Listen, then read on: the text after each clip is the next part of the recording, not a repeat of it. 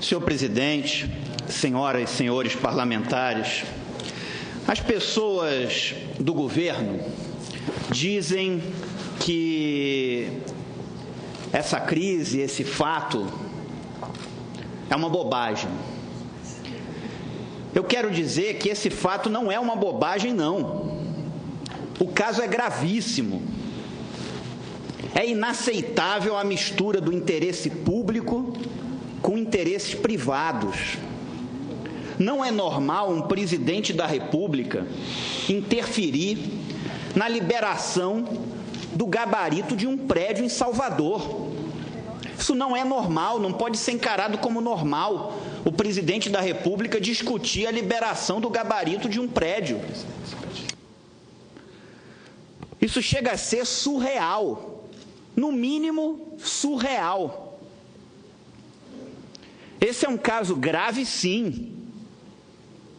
Isso não é uma bobagem, como algumas pessoas do governo estão colocando. Isso é grave, sim.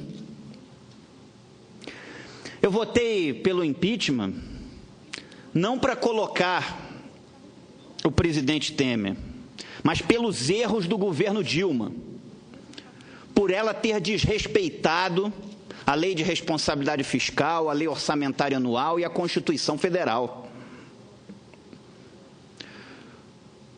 O governo Temer, ele pode ter pacificado o mercado e o Congresso Nacional, mas não pacificou as ruas. Eu sou um parlamentar independente que sempre vou seguir aqui a minha consciência e falar o que penso. Não tenho cargo nenhum em governo, nem local, nem federal. Nunca tive. Justamente para poder ser um parlamentar independente, poder agir com independência, respeitando o que está na Constituição Federal, que diz que os poderes são independentes.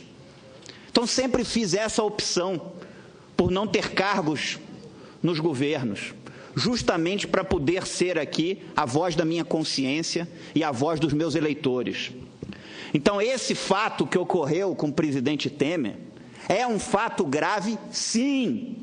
Isso não é uma bobagem. Não pode o presidente da República, com tantos assuntos importantes nesse país, resolver discutir a liberação do gabarito de um prédio em Salvador. Não dá. Senador Regufe, o governo, eu vou lhe conceder uma parte mais para frente, senador Medeiros, mas não vou deixar de conceder, não. O problema é que nesse espaço não é permitido uma parte. Eu até vou ser tolerante com Vossa Excelência, mas nesse espaço não é permitido. É que eu pensei que era escrito para esse senador, depois eu falo. O governo Temer, ele pacificou o mercado, pacificou o Congresso Nacional, mas não pacificou as ruas. Não pacificou a opinião pública. E o governo parece que não entende nada de nova política. Governa da mesma forma dos governos anteriores, dos governos de sempre. Uma forma antiquada, fisiológica e retrógrada. É um governo que, como os outros, governa para as máquinas dos partidos políticos e não para o contribuinte. Parece que a existência do Estado brasileiro não é para devolver serviços públicos de qualidade ao contribuinte pelos impostos que esse paga. Parece que a existência do Estado brasileiro é para a construção e perpetuação de máquinas políticas.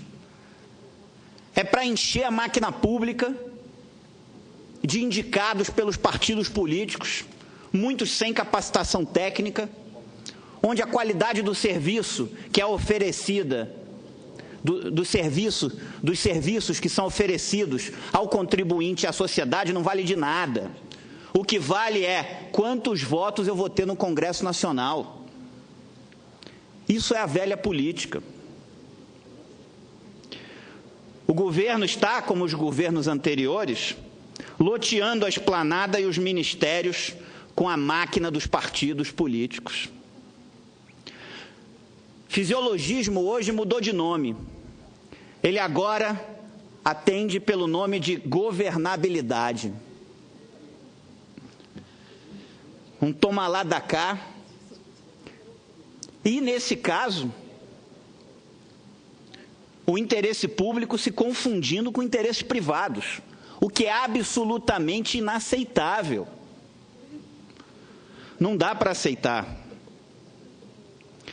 Mudou o governo, mas mudou só os partidos que ocupam os ministérios, e alguns continuam os mesmos. Mas a mesma forma de administração pública, a mesma relação com o Congresso, o governo dos amigos, do compadrio. É preciso pensar no país. Ainda é tempo para o atual governo pensar no país. Agora é preciso pensar nas pessoas que sustentam esse governo com seus impostos e não em agradar simplesmente políticos e partidos políticos distribuindo nacos do Estado por eles. Ou ele faz isso, ou ele pode até acabar o governo, mas vai acabar o governo com a indisposição das ruas, que não aceitam mais esse tipo de administração pública, esse tipo de governo. Ainda é tempo para governar para a sociedade, mas tem que querer, tem que ter disposição.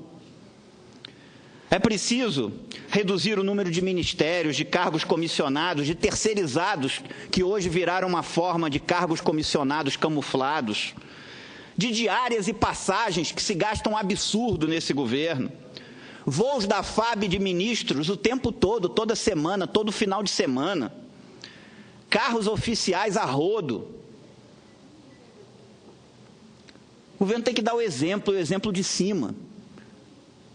Porque senão vai virar uma bagunça. Qual é o exemplo que vai ficar para um servidor ali embaixo se ele vê o presidente interferindo numa disputa de liberação do gabarito de um prédio em Salvador?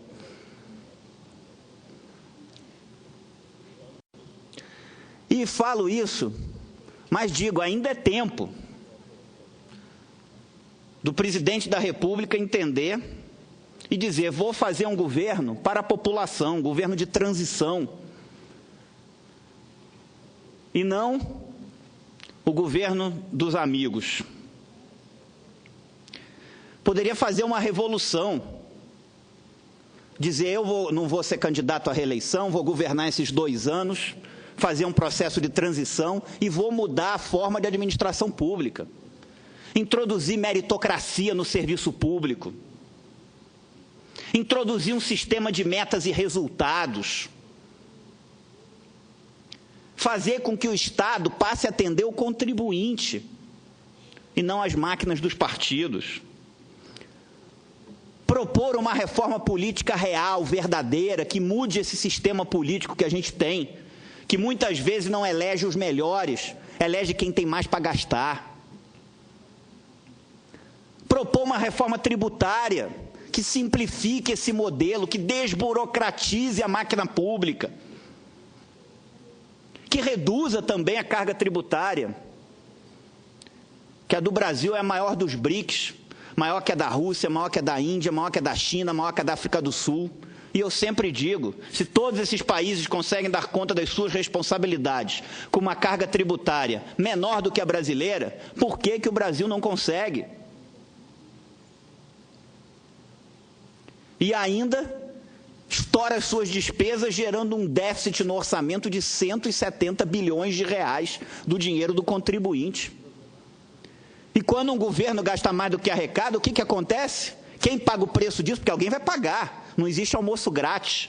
Sabe quem paga o preço disso no ponto futuro? É o contribuinte com aumento de impostos. E é esse contribuinte que o meu mandato aqui nessa casa representa. Um governo não pode gastar mais do que arrecada.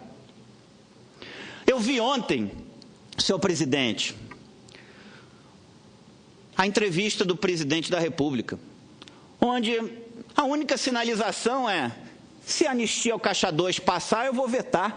Isso é o mínimo. Isso é algo tão óbvio, algo tão, devia ser tão claro, que não devia nem precisar ser dito. Porque querer produzir uma lei para anistiar um crime, aí é porque se perdeu completamente o senso de tudo. Falei sobre isso em diversos pronunciamentos meus aqui nessa casa, sobre essa questão da anistia ao Caixa 2. Isso é um tapa na cara do cidadão honesto desse país. Então isso é correto, não deixar passar a anistia ao Caixa 2, mas é muito pouco.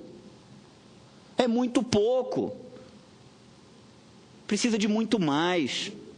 Precisa de mudar a estrutura política desse país, mudar a forma de administração pública, mudar essa máquina que a gente tem para quem ela serve, a quem ela atende,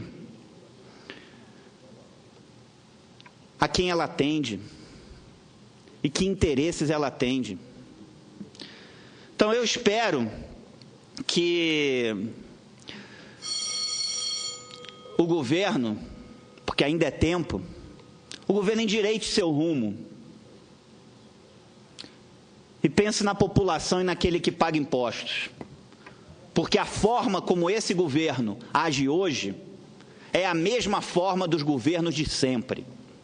Na velha política, no toma lá da cá, no fisiologismo.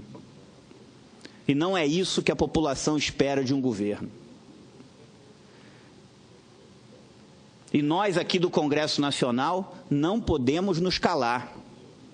Nós temos que representar aqui o que as nossas consciências acham que é correto e o que os nossos eleitores também pensam.